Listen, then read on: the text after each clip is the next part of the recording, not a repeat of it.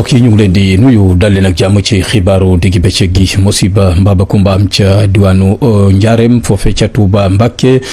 taw yu bëree bëri fi wàcc bi jur na nag gàllankoor ca gox ba ndax am na ku ca jot ñàkk bakkanam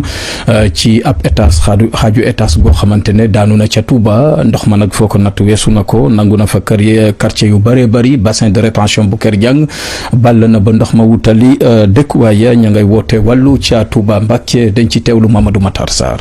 yi mu rotal ci dëkk bu sell bi Touba jur ay yàqu-yàqu yu bari rawatina fële ca quartier Kër Ñang benn xaaju immeuble moo fa nërmeelu am kenn ku ci ñàkk bakkanam keneen ku ci am ay gaañu-gaañu yu métti ba sapeur rawale ko ca l'hôpital Cheikh Mbacké Thiam indi ci ay seede. wax ci comme dégâts yooyu fi am tey jii ñi nga xam ne moom la ñu yeewuwaale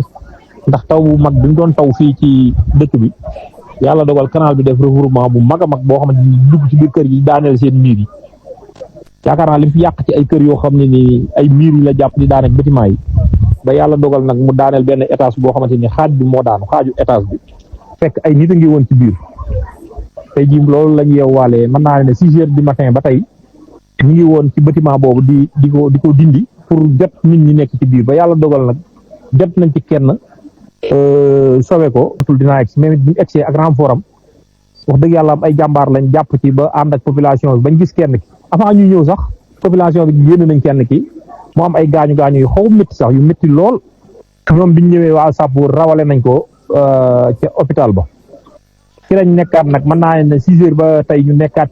ci ba 10 heures ci la ñuy doog a gisaat ki nga xamante ni dafa ñàkk bakkanam mooy lu métti te tiis lool fii ci Kër Ñang te dara teguñu ko nag lu dul bassin bi nga xamante ni mooy refourlé wu di dugg ci kër nit ñi di daaneel bâtiment yi moom la tey jii Kër Ñang yeewaale nekk lu tiis lu métti di ko jaale ay mbokkam ndax yëf yi métti na lool di wax ni nag yàgg nañ koo wax ci suñuy vidéo ne leen bassin Kër Ñang bi buñ ci waxut bis dana ñëw mu jël fi bakkan ñaanuñu ko woon mais loolu la yàlla dogal tey jii.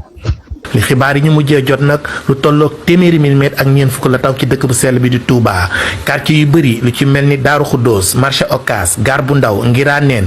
Touba Mosquée Ndamaatu Jàkkaay Seng fépp fees ñu bari génn seeni kër yàq-yàq yi fokk natt weesu na ko askan wi yëkkati seen kàddu di yuuxu wàllu di sàkku ci ñu ngànk mairie bi ak nguuru Sénégal ñu taxawu leen ndax sonn nañu ba ci lool Touba Mbacké Mamadou Makhtar Sarr pour la radio télévision Walfadjri.